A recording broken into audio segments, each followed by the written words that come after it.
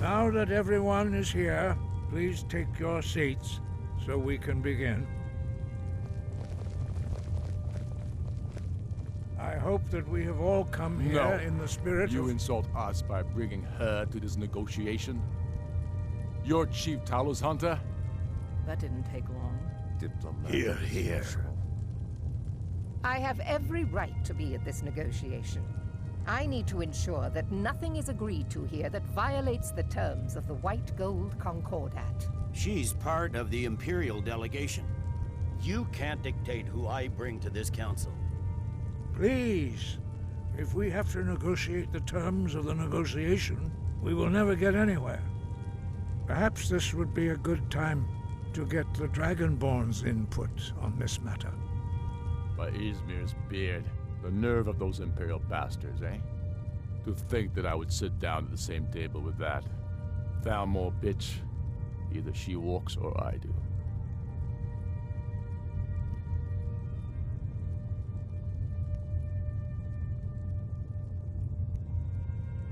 Maybe so, but bringing her here is a deliberate provocation. Tullius needs to know I won't be pushed around.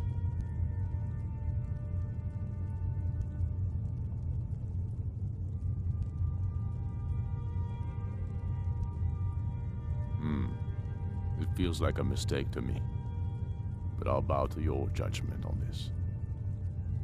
But she is to observe, nothing more. We are not negotiating with her. Is that clear? Ulfric, why so hostile? After all, it's not the Thalmor that's burning your farms and killing your sons. She's supposed to be on our side? You know exactly... No. Not this time. Now that that's settled, may we proceed? I have something to say first. Here we go. The only reason I agreed to attend this council was to deal with the dragon menace. There's nothing else to talk about. Unless the Empire is finally ready to renounce its unjust claim to rule over the free people of Skyrim. I knew he wouldn't be able to resist. To arrange a temporary truce to allow the Dragonborn here to deal with the dragons, nothing more. I consider even talking to the Empire a generous gesture. Are you done? Did you just come here to make speeches, or can we get down to business? Yes, let's get this over with. Are we ready to proceed? Jarl Ulfric, General Tullius, this council is unprecedented. We are gathered here at the Dragonborn's request. I ask that you all respect the spirit of High Hrothgar, and do your best to begin the process of achieving a lasting peace in Skyrim. Who would like to open the negotiations? Yes, let's get down to it. We want control of Markarth. That's our price for agreeing to a truce. So that's why you're here, Ulfric? You dare to insult the Greybeards by using this council to advance your own position? Jarl Elisif. General, this is outrageous. You can't be taking this demand seriously. I thought we were here to discuss a truce. Elisif, I said I'd handle it. Ulfric, you can't seriously expect us to give up Markarth at the negotiating table. You hope to gain in council what you've been unable to take in battle, is that it? I'm sure Jarl Ulfric does not expect something for nothing. Yes, that'd be entirely out of character. Want in return? Wait, General, you don't intend to just hand over Markarth to that traitor? This is how the Empire repays us for our loyalty? Enough! First, let's be clear. This council wasn't my idea. I think it's a waste of time. You are a traitor to the Empire, and deserve a traitor's death. But I at least will negotiate in good faith. Since we're all here at your request, I'd like to hear what you think Markarth is worth.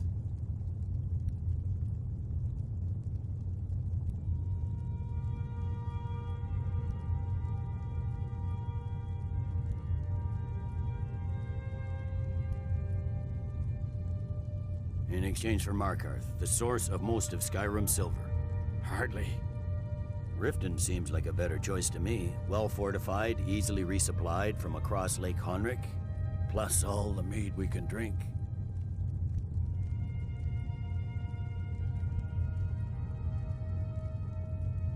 Winterhold would allow us to directly threaten the rebel supply lines out of Windhelm. Better than nothing, I suppose. But Ulfric will need to offer a lot more if he wants me to give up Markarth without a fight. The Dragonborn has spoken, Tullius. Markarth will be ours. Now we'll see if there's anything behind your talk of good faith.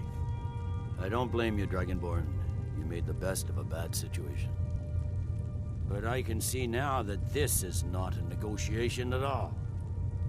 I know you, Ulfric. If I hand over Markarth, you'll be ready with a new demand. You'll never defeat the Empire, and you know it. But you're willing to sacrifice thousands for your own selfish ambition. Soon enough, I'll have you back under the headsman's axe, and this time there won't be any dragon to save you. As always, the Empire's fine words are worth nothing. Stop! Are you so blind to our danger that you can't see past your petty disagreements? Here you sit arguing about nothing, while the fate of the land hangs in the balance. Is he with you, Delphine? If so, I advise you to tell him to watch his tongue. He is with me. And I advise you both to listen to what he has to say before you do anything rash. Don't you understand the danger? Don't you understand what the return of the dragons means? Alduin has returned, the World Eater. Even now he devours the souls of your fallen comrades. He grows more powerful with every soldier slain in your pointless war. Can you not put aside your hatred for even one moment in the face of this mortal danger? A very pretty speech. But what does it have to do with the... I don't know about the end of the world, but this dragon situation has gotten out of hand. If this truce will help the Dragonborn here put an end to that menace, we both gain. Remember that, Ulfric. Now, back to the matter at hand. You know as well as I do that we can't hand over Markarth on these terms. Shores, bones, where will these demands end? Out with it, then. We want compensation for the massacre at Karthwasten. You slaughtered the very people you claim to be fighting for. True sons of Skyrim would never do such things. Damned Imperial lies. My men would never stoop to such methods, even in retaliation for This is your our butchery homeland, Tullius. All the blood spilled in this war is on your head. You've been even-handed so far. What do you say to our demand?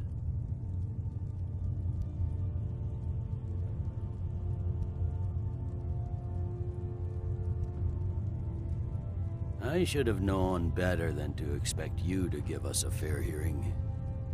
Once again, the Empire takes the blame for the crimes of others. You know I can't agree to these terms. The Emperor would repudiate this treaty, and I would be recalled. You see what talking to them gets us? I'm listening. We want the Pale returned to Imperial control. The traitor Skald the Elder will be replaced with a more loyal candidate.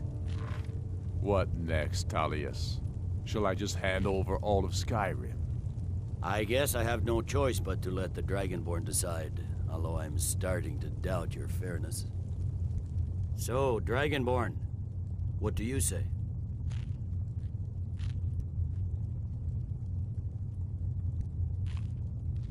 I knew I could count on you. I suppose that's the fairest deal we're likely to get. It seems we may have an agreement. Jarl Ulfric, General Tullius, these are the terms currently on the table. Markarth will be handed over to Ulfric's forces, Jarl Igmund will step down, and Thongvor Silverblood will become the Jarl of Markarth. Ulfric will allow Imperial troops to enter Winterhold. Courier will replace Kroldar as Jarl.